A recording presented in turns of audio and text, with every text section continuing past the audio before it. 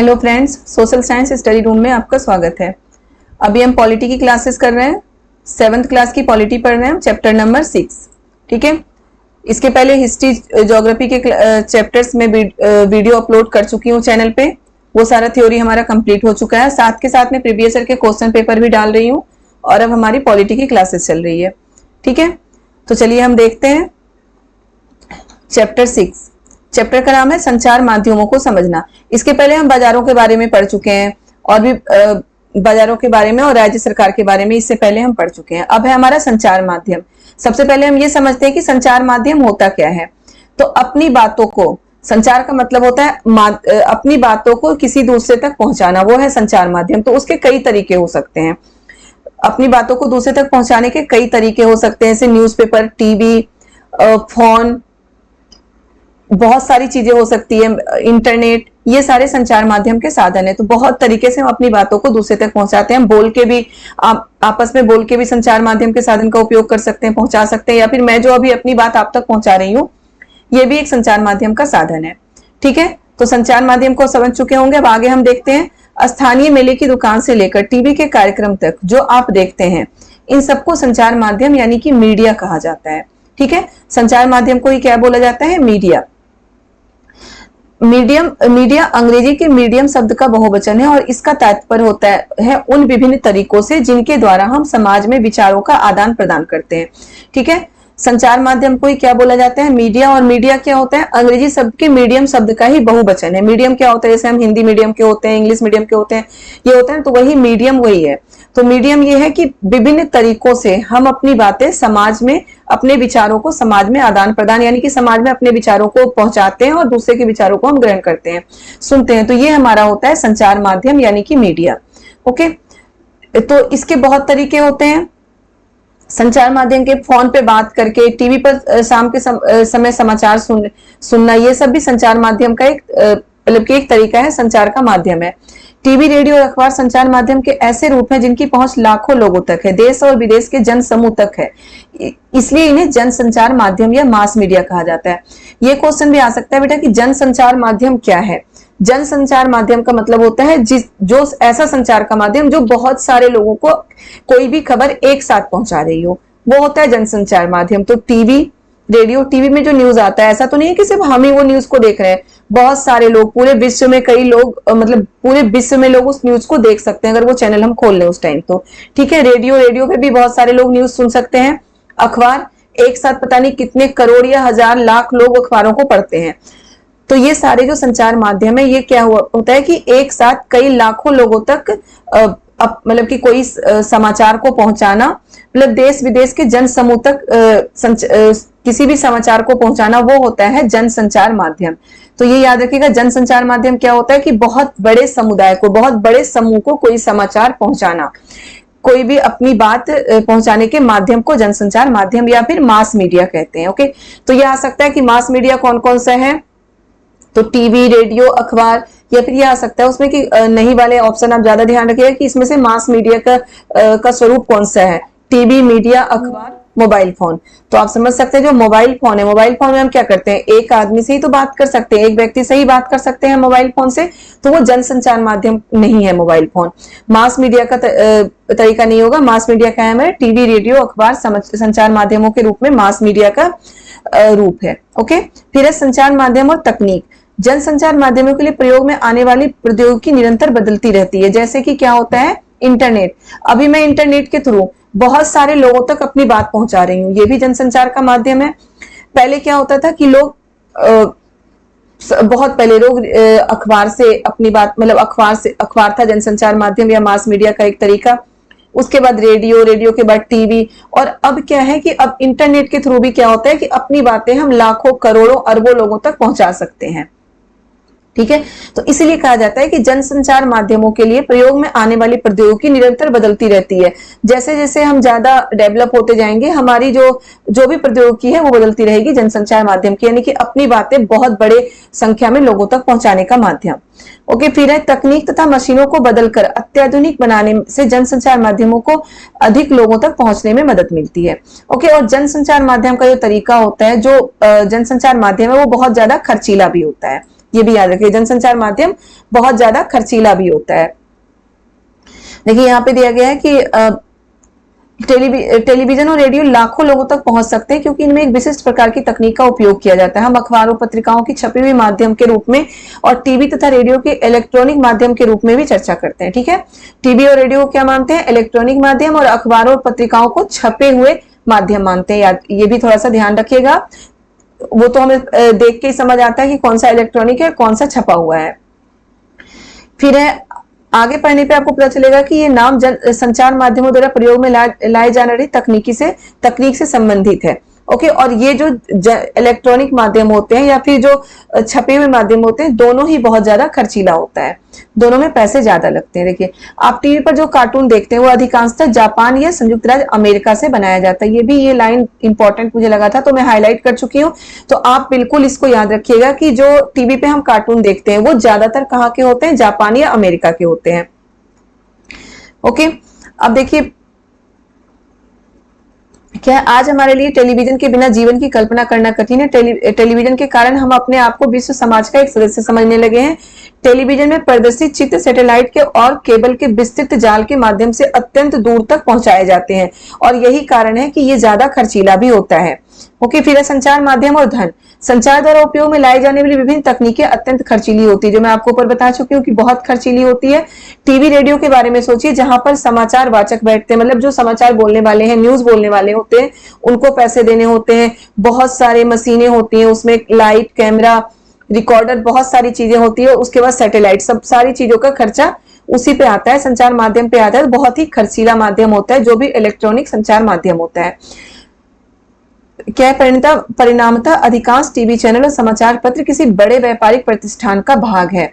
ये भी आ सकता है कि टीवी चैनल और जो समाचार पत्र है वो किसका भाग होता है? तो किसी बड़े व्यापारिक प्रतिष्ठान का, यानी कि जो बड़े व्यापारी होते हैं वो लोग उसमें पैसा लगाते हैं अपने इनकम के लिए। अब उनको इनकम क्या होता है? मान लो कि पैसा तो उन्होंने लगा दिया, लेकिन अब उन्हें इनकम कहां से हो रहा है? तो चैनल पे जो ऐड आता है, इसमें दिया हुआ है आपका कि चैनल पे जो ऐड आता है, ये अभी जो मैं क्वेश्चन करवा रही थी प्रीवियस ईयर के क्वेश्चन पेपर, उसमें भी ये है, ये क्वेश्चन था कि जो उन्हें पैसे कहां से मिलते हैं, जो व्यापारिक प्रतिष्ठान उसमें पैसे लगाते हैं किसी चैनल में, तो उन्हें पैसे कहां से मिल रहे हैं? उस एड से पैसा मिलता है। और दूसरा क्वेश्चन उसमें यह था कि जो एड से, मतलब एड को जो पैसे मिलते हैं वो पैसे किस तरह से डिसाइड होते हैं? तो क्या किसी बड़े व्यापारिक प्रतिष्ठान अगर उसमें पैसा लगा रहा है तो एड पे ज्यादा पैसे मिलेंगे? तो ऐसा नहीं है। उसमें क्या होता है, जो चैनल ज्यादा मतलब कि ज्यादा फेमस है, जो चैनल ज्यादा फेमस है उस चैनल में जो एड आ रहा है उस एड के थ्रू उन्हें पैसा ज्यादा मिलता है। ठीक है, अब एक तरीका जिसके द्वारा जनसंचार माध्यम धन अर्जित करते हैं विभिन्न वस्तुओं के विज्ञापन का है। अभी बता चुकी हूँ कि जनसंचार माध्यम जो पैसे कमाते हैं वही है, एड से वो पैसे कमाते हैं जनसंचार माध्यम, और उसी एड का कुछ परसेंटेज व्यापारिक प्रतिष्ठान को भी दिया जाता है। ओके, अब चलिए नेक्स्ट देखते हैं संचार माध्यम और लोकतंत्र, यानी कि लोकतंत्र में संचार माध्यम की क्या भूमिका है। तो लोकतंत्र में क्या होता है? हम सरकार के बारे में संचार माध्यम से जानकारी प्राप्त करते हैं। हमें कहां से, मान लो कोई गांव में वो कोई व्यक्ति बैठा हुआ है, तो उसे दिल्ली में क्या हो रहा है ये बातें तो पता ही नहीं चलेगी ना कि गांव में बैठे हुए व्यक्ति को कि दिल्ली में क्या हो रहा है। तो उन्हें कैसे पता चलता है? संचार माध्यम के थ्रू, न्यूज़पेपर के थ्रू, टीवी, रेडियो, इन सब के या फिर जो इंटरनेट है इससे उन्हें कहाँ पे क्या हो रहा है, सरकार किस तरीके से काम कर रही है, लोकतंत्र में किस तरीके से काम हो रहा है, इन सब चीजों का उन्हें पता चलता है। कौन सा नया कानून बनाया गया है या फिर कौन सा कानून रद्द कर दिया गया है, तो इस तरह की चीजें उन्हें कहां से पता चलता है? जनसंचार माध्यम से पता चलता है। ठीक है, अब इससे देखिए सरकार किस प्रकार से काम करती है। तो ये भी क्वेश्चन आ सकता है कि जनसंचार माध्यम से हमें लोकतंत्र के बारे में क्या पता चलता है, तो सरकार किस तरीके से काम करती है, ये सारी चीजें हमें पता चलता है। ऐसा हुए संबंधित मंत्रियों को पत्र लिखकर, अब क्या होता है, यदि लोग चाहें तो इन समाचारों के आधार पर कार्रवाई भी कर सकते हैं। मान लो कि सरकार कोई कानून लागू कर चुकी है, वो कानून हमें ये लग रहा है कि कानून हमारे लिए गलत है। ठीक है, कोई भी स्कीम सरकार चला रही है, वो स्कीम हमें लग रहा है कि हमारे समाज के लिए वो स्कीम गलत है, तो हम क्या कर सकते हैं, मतलब समाचार पत्रों के आधार पर कार्रवाई भी कर सकते हैं कि समाचार पत्र में ये चीज छपी थी तो ये चीज गलत है। सार्वजनिक विरोध, वो कार्रवाई कैसे हम कर सकते हैं? सार्वजनिक पत्र लिखकर क्या होता है, संबंधित मंत्री को, यानी कि मंत्री जो भी काम कर रहे हैं उसको पत्र लिखकर, सार्वजनिक विरोध करके, यानी कि बहुत सारे लोग उस चीज का विरोध कर सकते हैं। हस्ताक्षर अभियान चलाकर, हस्ताक्षर अभियान क्या होता है कि जो चीजें हमें सरकार की पसंद नहीं है, चाहे कोई उनकी स्कीम हो या कोई कानून हो, तो उसके बारे में लिखा जाता है और फिर लोगों के उस पर साइन होते हैं। साइन करने का मतलब है कि हमें ये चीज पसंद नहीं है, उसमें सारी डिटेल होती है उसके विरोध में। साइन करने का मतलब होता है कि हमें वो चीज पसंद नहीं है और फिर वो सरकार के पास भेजा जाता है। तो ये है हस्ताक्षर अभियान। हस्ताक्षर अभियान चलाकर सरकार से पुनः उसके कार्यक्रम पर विचार करने का आग्रह किया जाता है। तो ये भी हम संचार माध्यम से जानकारी प्राप्त करके हम इस तरीके की चीजें कर सकते हैं। अब इससे एक और क्वेश्चन बनता है कि हम सरकार का विरोध या सरकार के चलाए हुए स्कीम, सरकार के चलाए हुए कार्यक्रम का विरोध किस प्रकार से कर सकते हैं। तो हम किस किस प्रकार से कर सकते हैं, इसमें देखिए, पत्र लिख के, सार्वजनिक विरोध करके, हस्ताक्षर अभियान चलाकर, ये 3-4 चीजें इसमें दी गई हैं। मतलब मंत्री को पत्र लिखकर, संबंधित मंत्री को पत्र लिखकर, सार्वजनिक विरोध करके और हस्ताक्षर अभियान चलाकर, इस तरह के काम करके हम सरकार से आग्रह कर सकते हैं कि वो अपने कार्यक्रम पर पुनः विचार करे। ठीक है, अब देखिए यहाँ पे 2 न्यूज़पेपर के बारे में दिया गया है। ओके, 2 न्यूज़पेपर के कोई घटना हुई थी कि प्रदूषण फैलाने वाले कारखानों का वज्रपात, यानी कि कोई कारखाने के बंद कर दिया गया था ये बोल के कि वहां से बहुत ज्यादा प्रदूषण फैल रहा है उस कारखानों के कारण। तो वो लोग मतलब विरोध करने के लिए रोड पे उतर आए और उसमें एक न्यूज़पेपर में, जो क्या है, न्यूज ऑफ इंडिया की रिपोर्ट, एक न्यूज़पेपर हम पढ़ते हैं, उसमें ये लिखा गया था कि मतलब कारखाने के जो मजदूर थे उसके अगेंस्ट में उसमें सारी चीजें लिखी गई थी और जो वहां के मालिक थे उसके सपोर्ट में, या फिर जिसने कारखाने को बंद कर दिया उसके सपोर्ट में इस न्यूज़पेपर में चीजें लिखी गई है कि जो कारखाने के मजदूर थे वो रोड पे उतर आए अपने विरोध के लिए और उससे बहुत ज्यादा जाम लग गया और जाम लगने के कारण बहुत लोगों को परेशानी हुई। किसी को हॉस्पिटल जाना था वो टाइम पर हॉस्पिटल नहीं पहुंच पाए, कोई बच्चा स्कूल नहीं पहुंच पाया। इस तरह की परेशानी इसमें दिखाया गया कि देखिए, प्रदूषण फैलाने वाले कारखानों को हटाया जाना चाहिए। विरोध करने के स्थान पर कारखानों के मालिकों, कामगारों को पुनर्स्थापन का प्रस्ताव स्वीकार करना चाहिए। तो इसमें तो ये दिया गया। दूसरा जो न्यूज़पेपर है इंडिया डेली की रिपोर्ट, इसमें क्या दिया गया था, इसमें कारखाने के जो मजदूर और मालिक हैं उनके बारे में बताया गया था कि उनकी रोजी रोटी का जो साधन था वो साधन छिन गया। देखिए, शहर के आवासीय क्षेत्र में 1 लाख कारखानों का बंद होना एक गंभीर समस्या का रूप ले सकता है। सोमवार को हजारों कारखाना मालिक व कामगार कारखाना बंदी पर अपना कड़ा विरोध जताने के लिए सड़कों पर उतर आए। उन्होंने कहा कि इससे उनकी रोजी रोटी छिन जाएगी। उनका कहना है कि गलती नगर निगम की है क्योंकि वो आवासीय क्षेत्रों में लगातार नए कारखाने लगाने के लाइसेंस देता है।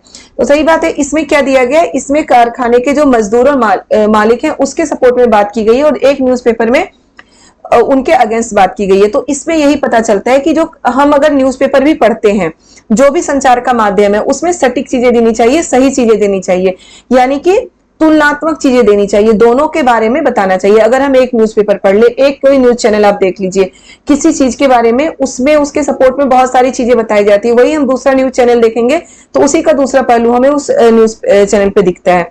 तो इससे क्या होता है, हम कंफ्यूज होते हैं कि क्या सही है क्या गलत है।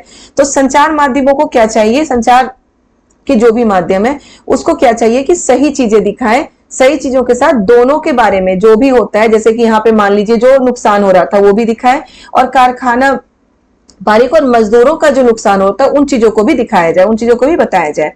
ठीक है, देखिए क्या है, इन दोनों में से एक भी वितरण संतुलित नहीं है। संतुलित वितरण किसे बोला जाता है कि जिसमें दोनों चीजों को बताया जाए, यानी कि दोनों की बातों को जिसमें दिखाया जाए, वही है संतुलित वितरण। संतुलित रिपोर्ट वह होती है जिसमें किसी भी विषय पर हर दृष्टिकोण से चर्चा की जाए।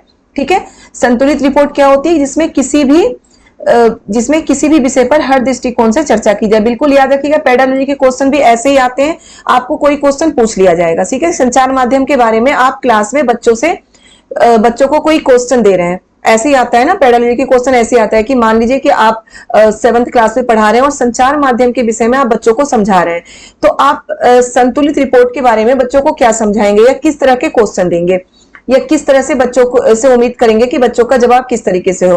तो बच्चों का जवाब को उसमें ऑप्शन में दिया रहता है कि एक बच्चा कह रहा है कि कोई भी उसमें टॉपिक दे दिया जाएगा, मान लीजिए प्रदूषण का ही टॉपिक, या फिर यहाँ पे जो ऊपर दिया गया है हमारा कि कारखाना बंद कर देने वाला टॉपिक, तो एक बच्चा उसमें लिख रहा है कि कारखाना बंद करने गलत है क्योंकि कारखाना में काम करने वाले लोगों की रोजी रोटी छिन गई। दूसरा बच्चा ये लिख रहा है आंसर में कि कारखाना बंद होने के बाद जो मजदूर आंदोलन कर रहे हैं उससे लोगों को बहुत परेशानी हुई है। अलग अलग बच्चे अलग चीज लिख रहे हैं, लेकिन हो सकता है कोई बच्चा दोनों को चीजों लिख रहा है कि कारखानों को बंद करने के बजाय जो मतलब कि उनको जो लाइसेंस, नगर निगम जो लाइसेंस पहले से देती आ रही है, वो लाइसेंस ही अगर नहीं देती तो वो इस चीज स्टार्ट ही नहीं होता। शहर से थोड़ा दूर उनको मतलब कि लाइसेंस देना चाहिए था। एक बार किसी की रोजी रोटी अगर वहां चल रही है तो उसे छीन लेना भी गलत है। तो इस तरह की कोई चीज जो कि दोनों को जोड़ के बताया जाए, दोनों की चीजें बताई जाए। या फिर ये भी वो बच्चा साथ में ये भी लिख रहा है कि उन्हें आंदोलन रोड पे उतर के नहीं, बल्कि जो नगर निगम है वहां पे जाके, नगर निगम के ऑफिस के पास जाके उन्हें आंदोलन करना चाहिए, ताकि लोगों को भी परेशानी ना हो। तो इस तरह का क्वेश्चन क्या होता है, संतुलित रिपोर्ट बोला जाता है कि संतुलित रिपोर्ट है और ये तुलनात्मक जवाब आया है बच्चों का। तो याद रखिएगा, इस तरह से क्वेश्चन, इस तरह के जो टॉपिक होते हैं इससे पेडालॉजी के क्वेश्चन भी बनते हैं।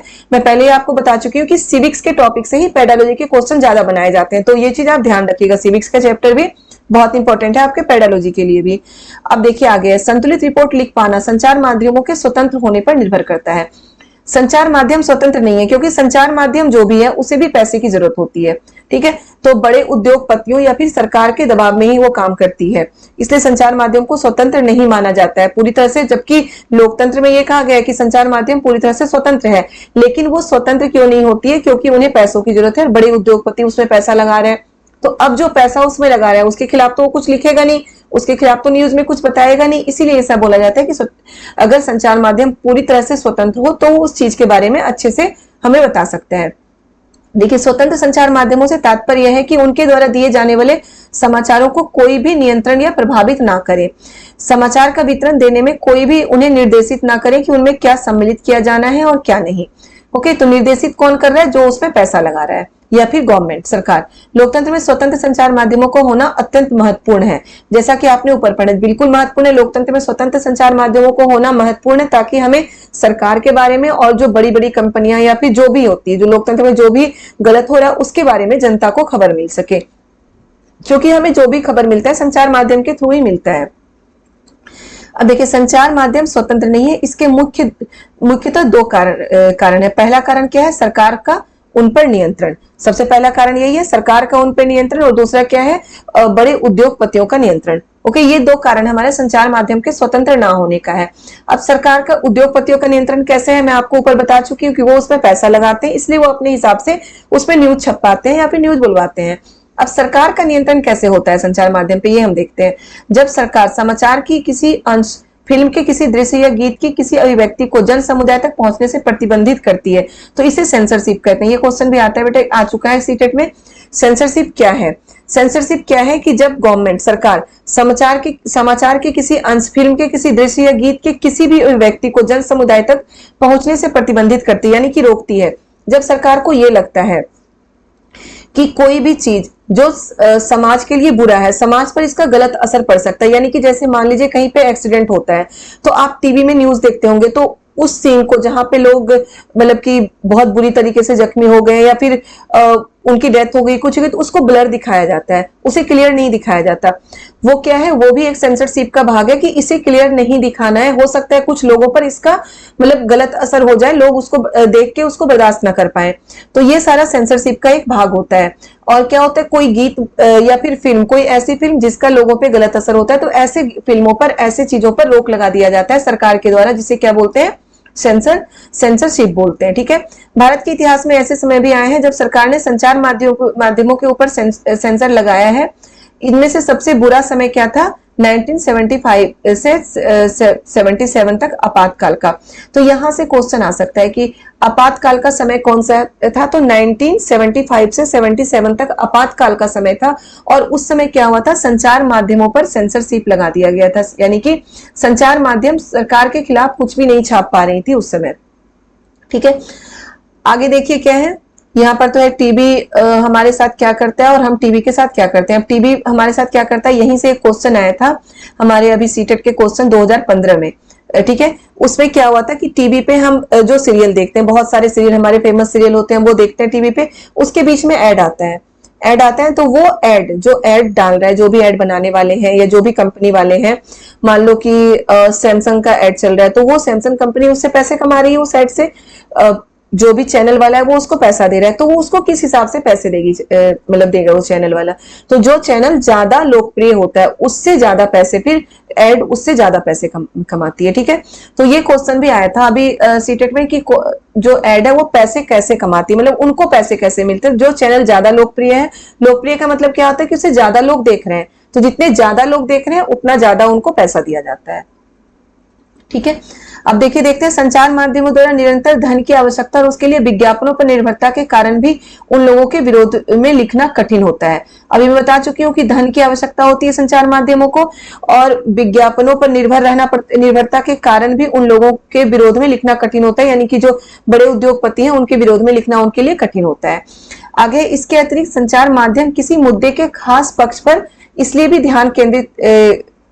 ध्यान केंद्रित करते हैं क्योंकि उसे विश्वास है कि इससे विवरण रुचिकर हो जाएगा। इसी तरह यदि वे किसी विषय पर जन समर्थन बढ़ाना चाहते हैं तो भी मुद्दे के एक पक्ष पर, यानी एक पक्ष पर ही ध्यान केंद्रित करते हैं। मुद्दे के किसी खास पक्ष पर संचार माध्यम ध्यान केंद्रित करता है। क्यों? क्योंकि उन्हें फेमस होना है, अपने चैनल को फेमस करना है, अपने जो भी उनके संचार का तरीका है, मीडिया का तरीका है, उनको उन्हें फेमस करना है। तो इसीलिए हम जो सुनना चाहते हैं, जनता जो सुनना चाहती है वही वो सुनाते हैं संचार माध्यम। ठीक है, अब है मसौदा तय करना। मसौदा किस तरह से तय होता है संचार माध्यम का? देखिए, हमारे जीवन पर महत्वपूर्ण प्रभाव डालने और हमारे विचारों को निर्मित करने में मुख्य भूमिका होने के कारण ही प्रायः कहा जाता है कि संचार माध्यम ही हमारा मसौदा या एजेंडा है। मसौदा क्या होता है कि हम क्या सोच रहे हैं, हमारे सोच को कंट्रोल में कर लेना। मान लो कि मैं पहले भी पिछले चैप्टर में भी एग्जांपल दे चुकी हूँ कि आप कोई चीज लेने जाते हैं मार्केट में, ठीक है, कोई भी सामान आप लेने जा रहे हैं, तो आप क्या देखते हैं? मान लो आप टीवी, फ्रिज, एसी कुछ भी लेने जा रहे हैं तो कंपनी का नाम देखते हैं, जिस कंपनी का नाम हमने कभी सुना भी नहीं हो, भले ही वो कंपनी बहुत अच्छी हो सकता है उसका प्रोडक्ट बहुत अच्छा हो, लेकिन उसका एड नहीं आता हो टीवी पे, हम सुनते नहीं है, तो वो चीज हम नहीं लेना चाहते। हम किस चीज को लेना चाहते हैं? जिस कंपनी का एड ज्यादा आता हो टीवी पर, बहुत अच्छे तरीके से दिखाया जाता है। तो वही है ना, वो हमारे दिमाग को भी, संचार माध्यम जो है हमारे दिमाग को भी कंट्रोल कर लेता है कि हम उसी हिसाब से चलते हैं जिस तरीके से वो हमें दिखाता है। ठीक है, इसी को कहते हैं एजेंडा तय करना, मसौदा तय करना। अब देखिए क्या है, कई बार ऐसी घटनाएं हो जाती है संचार माध्यम उन विषयों पर हमारा ध्यान केंद्रित कराने में असफल रहते हैं जो हमारे जीवन के लिए महत्वपूर्ण है। उदाहरण के लिए, पीने का पानी हमारे देश की सबसे बड़ी समस्या है। पीने का पानी हमारे देश की सबसे बड़ी समस्या है, लेकिन बहुत कम ही संचार माध्यम है, बहुत कम ही न्यूज़पेपर या फिर न्यूज चैनल है जो इन चीजों पर न्यूज बनाते हैं। कभी कभी हो सकता है 3-4 महीने में एक आध बार इस चैनल पर छोटा सा कुछ मिनट का न्यूज आ जाए, लेकिन अगर कोई मॉडल इस तरह के कपड़े, किसी अच्छे कपड़े पहन के या फिर कोई भी कपड़े पहन के वो रैंप पर चलती है, तो वो जरूर फैशन शो हो रहा है तो वो जरूर न्यूज में आ जाता है, और बहुत ही आधे घंटे, एक घंटे के लिए वो न्यूज दिखाया जाता है चैनल पे। तो वही है, जो चीज हमारे लिए जरूरी है वो चीज ना दिखाकर ऐसी चीजें दिखाई जाती है जिससे कि उन्हें पैसे मिल रहे हैं। ओके, ये भी वही कारण है जिससे संचार माध्यम को पैसा मिल रहा है, वैसी चीजें संचार माध्यम ज्यादा दिखाती है। अब इससे क्वेश्चन एक और आता है कि संचार माध्यम में, यानी कि मान लो कोई ऐड आता है, कोई भी ऐड आ रहा है, तो उसमें अमीर लोगों को ज्यादा दिखाया जाता है या गरीब लोगों को? तो आप हमेशा देखते होंगे गरीब लोगों से का ऐड बहुत कम दिखाया जाता है। जो भी ऐड दिखाया जाता है वो अमीर लोगों के ही, मतलब कि लाइफ स्टाइल पर डिपेंड होता है वो ऐड।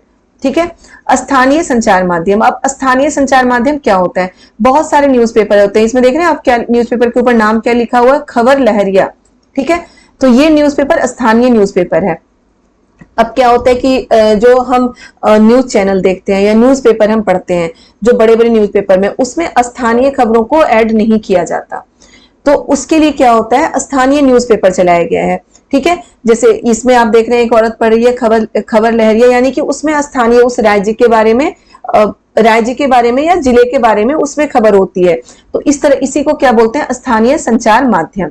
ठीक है, न्यूज़पेपर या रेडियो में भी कुछ ऐसी चीजें आ सकती हैं, जैसे कि कोई चैनल चल रहा हो रेडियो में जिसमें क्या होता है, किसानों को उनके बीजों के बारे में, बीजों के रेट किस तरह से हैं, कब बढ़ रहे हैं, कब घट रहे हैं, इस चीजों के बारे में जानकारी मिलती है। या रेडियो में बहुत बार आप देखते होंगे कि किसानों के बारे में जानकारी मिलती है कि कौन सा फसल उन्हें किस तरीके से उपजाना चाहिए। तो ये सारे क्या होते हैं? स्थानीय संचार के माध्यम होते हैं। ध्यान रखिएगा, बिल्कुल जितने भी पॉइंट मैं बता चुकी हूँ उस पॉइंट को बहुत अच्छे से आपको समझना है, समझ के ध्यान रखना है, याद नहीं करना, क्योंकि याद करने रटने की कोई चीज इसमें है ही नहीं। आगे है प्रजातंत्र के नागरिक के रूप में हमारे जीवन में संचार माध्यम बहुत महत्वपूर्ण भूमिका निभाते हैं, क्योंकि संचार माध्यमों के द्वारा ही हम सरकार के कामों को संबंधित विषयों के बारे में सुनते हैं। ये मैं इस चैप्टर में कई बार आपको बता चुकी हूँ कि लोकतंत्र में नागरिक के रूप में हमारे लिए संचार माध्यम बहुत ही महत्वपूर्ण है। क्यों महत्वपूर्ण है कि संचार माध्यम के थ्रू न्यूज़पेपर, न्यूज चैनल, इनके थ्रू, इंटरनेट के थ्रू ही हम क्या होता है सरकार के कामों से संबंधित विषयों के बारे में सुनते हैं। वरना सरकार क्या काम कर रही है, मान लो कि आप बहुत किसी गांव में रह रहे हैं, किसी छोटे शहर में रह रहे हैं, तो सरकार क्या काम कर रही है, पता नहीं कितने महीनों के बाद हमें कोई नया कानून बन गया, कोई नई योजना लागू हो गई, तो हम हो सकता है कितने बहुत महीनों के बाद हम तक वो खबर पहुंचे कि ये कानून नया बना है, ये योजना लागू हुई है। ठीक है, तो लेकिन जो न्यूज़पेपर, जो संचार माध्यम है, संचार माध्यम के थ्रू क्या होता है कि हमारे पास तुरंत ही खबर पहुंच जाता है। न्यूज़पेपर से क्या होता था, आज कुछ हुआ है तो ये खबर हमें कल मिलने वाली है ना। लेकिन अब क्या होता है, इंटरनेट के थ्रू अभी हुआ है 2 मिनट 5 मिनट के बाद, या फिर कभी कभी 1 मिनट के बाद ही वो खबर इंटरनेट पे आ जाता है। तो याद रखिएगा, जो संचार माध्यम है लोकतंत्र में जनता के लिए बहुत ही महत्वपूर्ण है। यदि कभी सरकार चाहे तो संचार माध्यम को किसी घटना की खबर छापने से रोक सकती है, इसे सेंसरशिप कहते हैं। ऊपर में बता चुकी हूँ सेंसरशिप, फिर दोबारा से है कि यदि सरकार चाहे तो संचार माध्यम को किसी घटना की खबर छापने से रोक सकती है, इसे क्या कहते हैं, सेंसरशिप कहते हैं। क्लियर है, ये चैप्टर हमारा हो गया। चैप्टर में जो भी चीजें आपको बता रही हूँ बहुत अच्छे से समझ के आपको याद रखना है, रटना नहीं है। मैं बार बार बोल रही हूँ, रटने की चीजें इसमें कुछ है ही नहीं। संचार माध्यम है, संचार माध्यम वही होता है कि जिसके माध्यम से हम अपनी बातें दूसरों तक पहुंचाते हैं, वो है संचार माध्यम। ठीक है, वो कुछ भी हो सकता है जिस माध्यम से हम अपनी बातें दूसरों तक पहुंचाते हैं। ठीक है, तो इस चैप्टर में अगर आपको कुछ समझ में ना आए तो आप मुझसे जरूर कमेंट में पूछिएगा कि क्या समझ में आपको नहीं आया। ओके, अब 7th के 2 चैप्टर रह गए, चैप्टर नंबर 7 और 8, दोनों चैप्टर में एक ही वीडियो में कवर करूंगी कि चैप्टर थोड़ा छोटा छोटा है, तो वो दोनों चैप्टर में एक ही वीडियो में कवर करूंगी। ठीक है, तो नेक्स्ट वीडियो में कल सुबह डाल दूंगी चैप्टर का, उसके बाद फिर हमारा प्रीवियस ईयर का क्वेश्चन पेपर का होगा। मैं फिर प्रीवियस ईयर के क्वेश्चन पेपर डालूंगी, और मैं जैसे कि आपको लास्ट वीडियो में बताई थी कि साथ के साथ में आप हिंदी के भी प्रीवियस ईयर के क्वेश्चन पेपर डालती रहूंगी। और जल्दी ही हमारा थ्योरी का पार्ट पूरा होने वाला है। थ्योरी आप जरूर देखें, आपके लिए बहुत ही जरूरी है थ्योरी देखना। मैं बार बार बोल रही हूँ, अभी भी आप मान के चलिए कि अभी भी हमारे पास 15 से 20 दिन है। ठीक है, 15 दिन तो मान के चलिए कि अभी भी हमारे पास 15 दिन है सीटेट की तैयारी के लिए, क्योंकि 4-5 दिन तो हम, कभी हो सकता है कि कोई मेहमान आ जाए घर में या कुछ भी होता है जिसके कारण क्या होता है वो 4-5 दिन हम माइनस करके चलते हैं।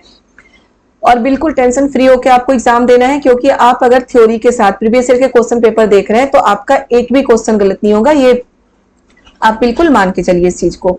ठीक है बच्चों, तो चलिए नेक्स्ट वीडियो में सुबह डालती हूँ। Okay, bye bye.